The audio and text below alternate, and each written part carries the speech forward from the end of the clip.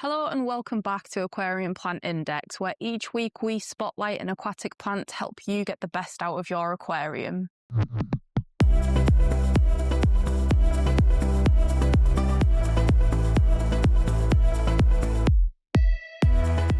This week we're featuring a classic sword plant with a name that perfectly describes its look, Echinodorus Red Diamond, a hardy and brilliant coloured cultivar that shines in both beginner and advanced aquascapes. Echinodorus Red Diamond is a compact sword plant hybrid that originated in the Ukraine, and there are various reports on what it was a product of, but it's thought to be reportedly bred from Echinodorus barthi and Echinodorus hormani, which actually originate from America.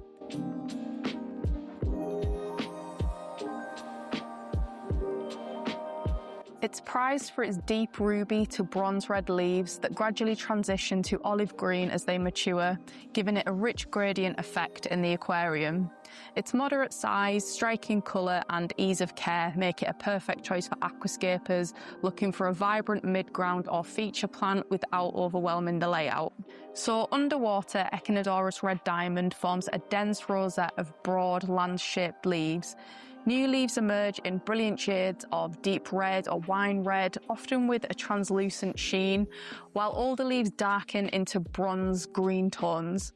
The plant typically reaches 20 to 30 centimetres in height and around 20 centimetres in width, making it a little bit smaller than most sword plants, and it's ideal for mid-sized aquariums or as a colourful accent in larger ones.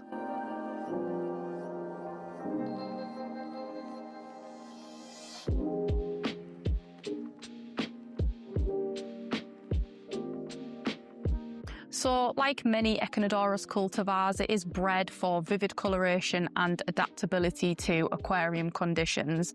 And Red Diamond is one of the more beginner-friendly red Echinodorus varieties, and it thrives in a wide range of conditions, from low-tech tanks with no CO2 to high-energy setups with strong lighting. However, it's under medium to high light and a rich substrate with consistent fertilization that the plant's red tones become far more intense. It doesn't appear to thrive as well under low lighting, but nevertheless is still a beautiful plant. Growth is moderate, and once established, it's a strong root feeder. So root tabbing is essential, as with all other Echinodorus species. It's very hungry from the roots, and therefore putting a root tab in every month or two will definitely increase the coloration and the growth rate of the plant. So you should plant Echinodorus Red Diamond directly into a rich substrate, ensuring that the crown sits just above the soil line, and this just helps for oxygenation. It is a thicker stemmed plant. You can get thick tweezers, but sometimes you might just find it is just best to use your hands and sort of push it in with your fingers. It is best used as a mid-ground feature in larger scapes or in a background in smaller scapes, but ideally you would want to plant it in a 60p or larger.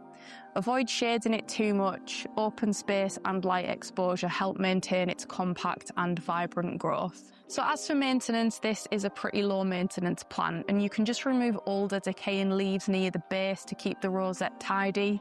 And over time it will produce plantlets on flower stalks or runners that can be trimmed and replanted. We have mentioned that regular feeding via the substrate, especially with iron-rich fertilizers, will help maintain its rich red hues.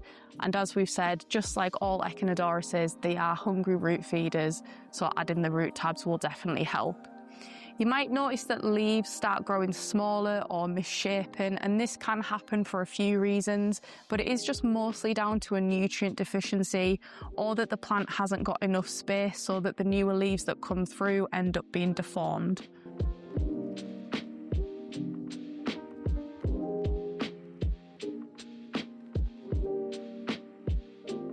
So one of the most fascinating things about Echinodorus is its immersed growth habit, and when grown immersed, so above the waterline, or even when the plant reaches the waterline, it can send out a stalk, and along this stalk is broad green leaves, and it may bloom with delicate white flowers, which look really beautiful, although be aware that these flowers do drop pollen.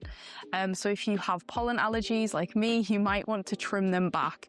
But overall, this plant makes an excellent choice for paludariums and open-top aquariums due to its immersed growth habits. So some tips for success is to place it under moderate to strong lighting for the best red coloration, use root tabs and a nutrient-rich substrate, and trim old leaves regularly to promote fresh new growth. Overall, Echinodorus Red Diamond is proof that bold colour doesn't have to mean high maintenance. It's a durable, beautiful sword plant that rewards aquascapers with stunning contrast and natural elegance.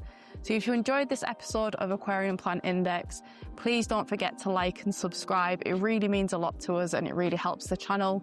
And drop your plant requests in the comments below and we will do our best to cover them.